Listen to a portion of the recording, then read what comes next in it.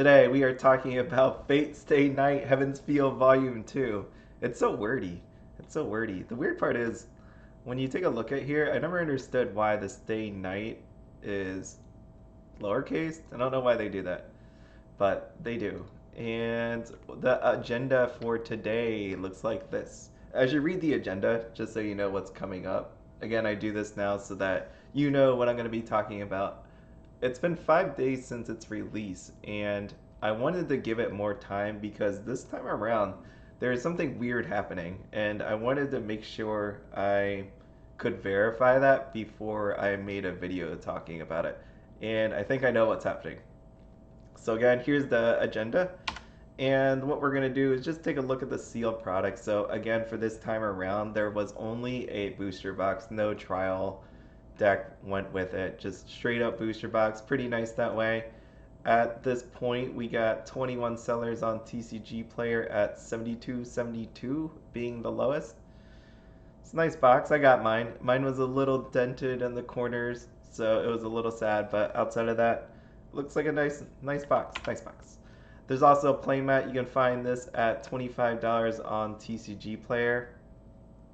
Yeah, it looks nice. Overall, I don't know if I would buy it personally. Again, I enjoyed Fate Stay Night when it first came out, the actual original. And then with the more and more and more in series, I just didn't keep up with it. So overall, I still enjoy the original characters, which this is based off that, right? But overall, I fell out of love with the whole series, I guess you would say. When I took a look at this, I wanted to look at a few of the cards, and overall they look pretty. They look pretty pretty. Yeah, that's basically it. There was nothing that actually stood out to me that I really wanted. Like, these are the five. If I were to buy cards, just for the overall card look of it, I would buy it because Saber is Saber, and I love Rin, and Sakura, the secret, is pretty nice. Writer looks like she got more time. So I kind of want to watch this movie just for the whole fact that Ryder seems to be more involved, I guess, and her character looks pretty interesting from the pictures that I've seen. And I picked this triple R for two reasons. Because I like Choice. Choice is fun. It's going to be fun in Slime 2, right? If anybody's been checking that out, Slime 2 looks really fun with Choice. And then the other part I noticed, this card says Excalibur on it.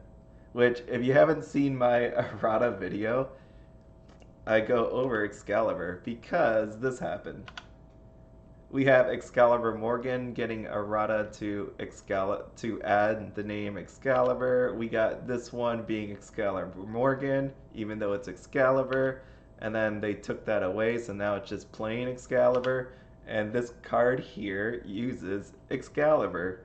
But again, they're different. This is a 2-soul. We got a different trigger here, and then we also got Choice. So I'm hoping at some point this doesn't get errata too. I think this is fine, right? Like, from what I'm thinking in my mind, Excalibur works here, but we'll see. All right, the drop rate in the booster case up top again is your standard booster box. Just putting that up there as always. Down below, we got the drop rate. From what I've seen, we got six 1SR boxes, 6 1SR and triple rare box, 1 2 SR box, and then we got our 3 unsigned cards. In this one, there is a chance for an SEC. What I thought I saw was it's like 1 in 2 master cases, roughly, is what it looks like it's going to be. But overall, decent box, and I think people are happy with at least getting 3 SPs back again. Again, the 2 SPs were the whole English exclusive kind of deal. Don't know why they do that, but 3 for this time around. We get to our double rare pricing. Double rare pricing is held on pretty decently this time around, and I'll go over that a little bit. What we have here is first day. Overall, we have average 5.5. Comes out to be $220 a playset. It dropped down 17% since it came out, and we're at 187.64. Normally we see like a 40% drop, so it's still got a little bit of ways to go. But overall, kind of decent, right? I know I did a video on that market update. Again, that wasn't including shipping. This time around, they made sure to add shipping, and then obviously a few days has gone by, so that's what we have here. Playsets. So our playsets are actually looking pretty decent. So I've seen some at 275. Again, a playset has 4 of all these cards. Some include a promo card. So right now, pricing on playsets from what I've seen is 275 to 300, which is actually decent. It's a decent price. So we got 284 if you're looking for the whole deal. Again, at 275, that's pretty nice. Again, the whole idea of playsets, why you may want to buy a playset is because you want to play all the cards, but at the same time, if you buy from one person, you're just buying from one person. There might not be tax included. Well, you may not have to pay any taxes. You don't have to wait for 10 different shipments of cards and potentially having some that are damaged. So playsets are nice. For me personally, I don't buy them just because I'd rather pick up singles play decks, or if I really wanted the set, I probably would have just bought the boosters myself, because more than likely if I'm buying it, then I want the actual shiny cards with it as well. So no promos though. If you get a person that doesn't give you the promos, we're down to 276. And if you're just looking for the rares, double rares, 230. The Fate of the Unsigned. So again, this set does not have any signed cards in it. They have these quotes and stamps on them. This right here is our secret, which I actually like that. So the bottom row is all my picks. If I had to pick some cards to buy, I'd probably pick these 4, just because I like them, not because of anything. I know this card right here, people will use this in a max rarity deck, so that is something there. For me though, like when I compare the Sakuras, I'd rather have this Sakura versus that Sakura.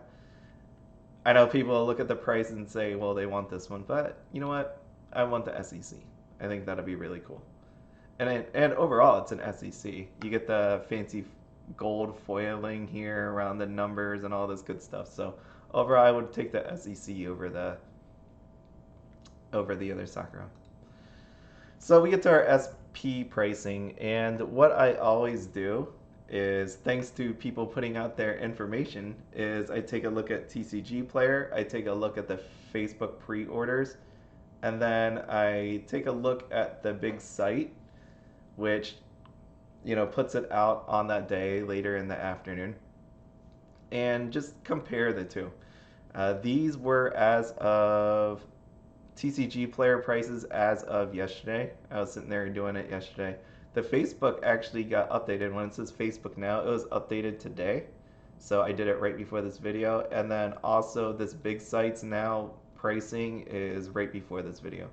So kind of interesting what I saw here. TCG Player pricing obviously higher. What's going on is people are definitely undercutting, looking at those prices, looking at the sales. So the interesting part here is the Facebook seller. So again, big store. There's pictures out there of what he was selling and how many he actually had. It was this all of the cards? I don't know.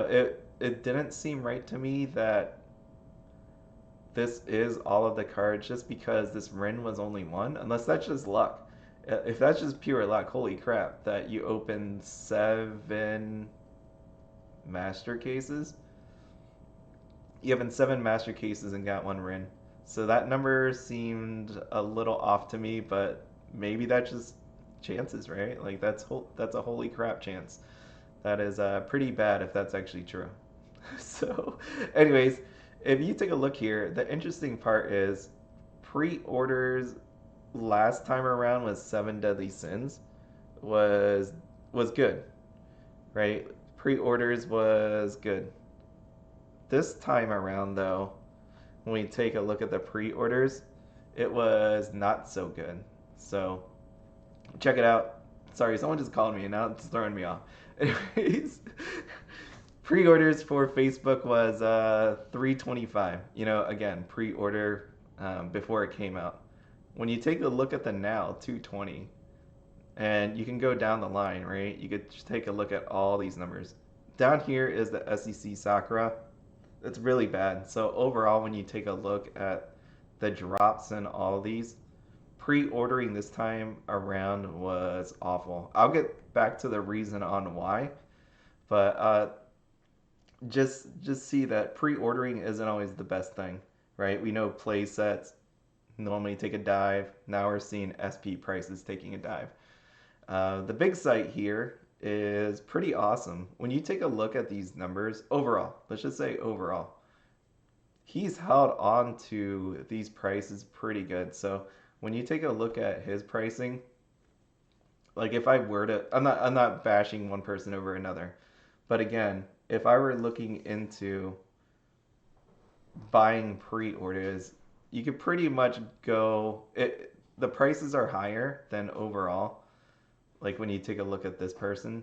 But if you want like a consistent sales pricing of actual cards, this site is really awesome. So if you're wondering what site it is, you just take a look at any site that's selling singles, and if the numbers match, then you found the site.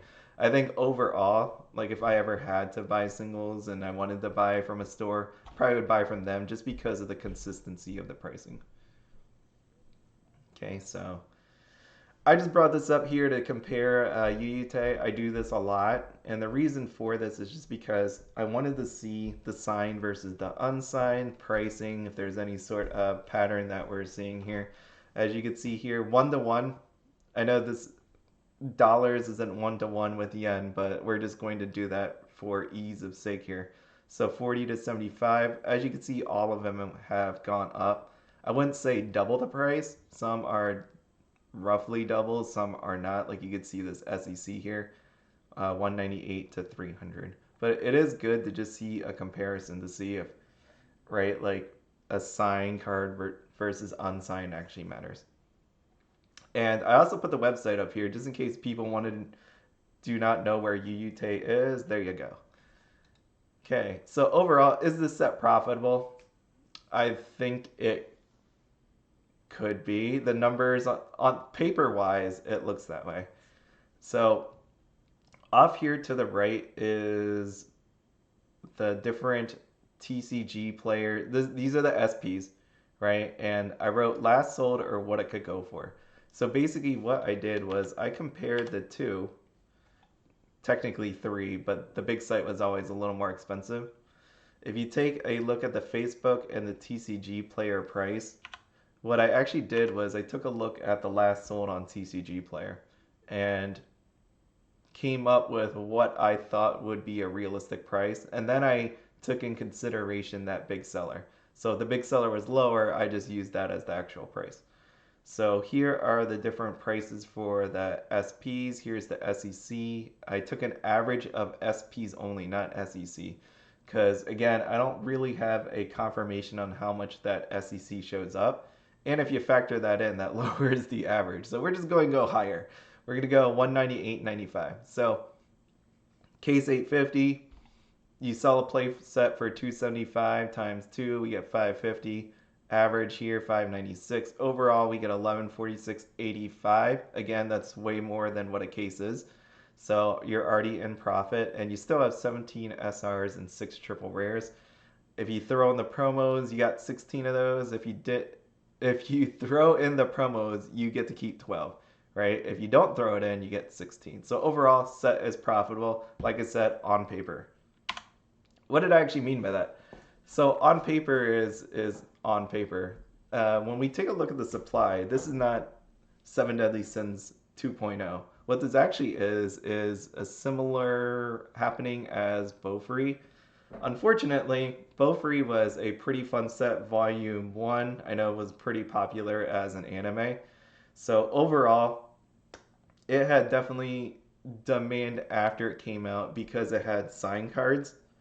And that's what people get wrong. People think that Beaufree like went up because of uh, some kind of meta possibility, and I would say no. The reason why Beaufree happened was good anime, signed cards, and underprinted. You could still get some double rares up until last week, 2 weeks ago, so it has nothing to do with playability, right? It was because people were in the hunt trying to make some money off of this thing. Okay, so overall, the supply for Heaven's Feel is kind of the same way. The major difference is this thing is weaker. It's volume 2. You can't really play it competitively with just volume 2. You need some pieces from volume 1. And at the same time, volume 1's expensive. You can't really just get all the cards you need cheaply. So this one is, I'm going to move me because of course I didn't put myself in the right place, actually. Here we go. Okay, so what this is the undercutting participation rate. I took this off of like the employment, right? Unemployment. You have the participation rate of unemployed people. So what we have here is this is the difference. This is my confirmation that I needed. And what I started seeing was even though the supply wasn't as big as Seven Deadly Sins, right? The double rare prices were super low. There we are, right? Remember this? The double rare pricing was really low, and I'm like, I don't understand. But what actually did happen, it was something that dawned on me. It was as I took a look at the supply of double rares, you can see that there are bigger sellers. So if you go back, you can see in Seven Deadly Sins, there is some stores that have a giant amount of double rares. But what ended up happening was, like if you remember my numbers that I had before on a similar slide, it was called supply. That bigger seller was on like let's say page 2, page 3. And I'm talking about that store that undercut the SPs recently on Facebook, the one I had up here. So this is all the same person. This Facebook pre-order person right here that dropped all their prices, that is the same person with the double rares that I'm talking about here. Okay, so what actually happened was this seller is actively decreasing their price on double rares. Unfortunately, what happens is this happens in the stock market. This happens all the time in the stock market, right? If you wanted to buy, let's just say, what'll move the market? Let's say 100,000 shares of Apple, right? People are going to notice that. It's not just a small amount. Actually, no. Since they did the split, it's a small amount. Let's say you want to buy 1,000,000 shares of Apple, right? That's something that people take notice, and when you do that, it's going to jack up the price. Like it's going to go up. But think about it this way: what happens if you want to sell 1,000,000 shares of Apple? It drops the price drastically because like everybody's trying to sell. They're like, what the hell is happening here? So same thing happened here. This seller was not active during Seven Deadly Sins. Even though the price kept dropping, they didn't drop their price all that often. They weren't looking at it. This time around, though, the seller is actually changing their prices. And because of that, other people that have a smaller quantity are changing their rate along with them. And because of this, this is causing a chain reaction and undercutting. And that tends to happen. So that is literally the reason why this is going on. The supply is not huge, but the horrible part is the demand is off. You don't have a huge demand anymore. And if bigger sellers start doing that, other people start noticing and dropping their prices. So that is the literal what's happening here. SP prices dropped as well, and my point being here was there is this comparison about available, right? So between here and here, there's one sale, 3, 3, 2, 2, 3. But again, what I was saying before is these prices are nice, and on paper, you're going to profit.